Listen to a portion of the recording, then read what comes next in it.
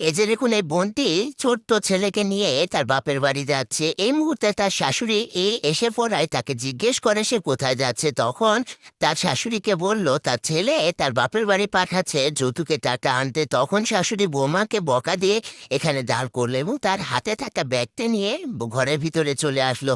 আসার পর দেখতে পেল ব্যাগে আসলে কোনো কিছুই নেই, দুইটা কাপড় ছাড়া। তখন শাশুড়ি দেখুন নিজে থেকে তার কাছ থেকে অনেকগুলা টাকা বের করতেছে বৌমার ব্যাগে দিবে। শাশুড়ি কতটা ভালো হলে এরকম কাজ করতে পারে।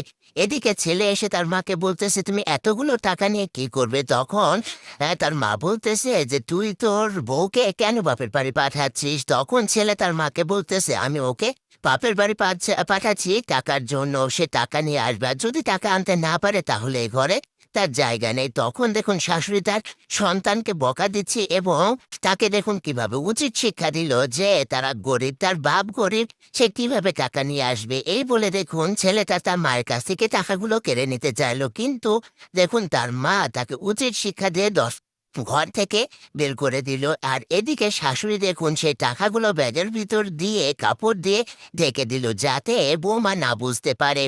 হ্যাঁ, যে তার ব্যাগের ভিতরে অনেকগুলো টাকা আছে, এইগুলো নিয়ে বৌমাকে দিল আর বৌমাকে বলতেছে বৌমা এই নাও তোমার ব্যাগ।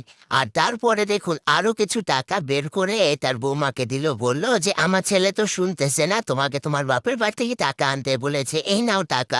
তুমি আর তোমার বাপরা তো অনেক গরিব, টাকা কোথায় পাবে, এই টাকাগুলো নিয়ে এসে আমার ছেলেকে দিবে।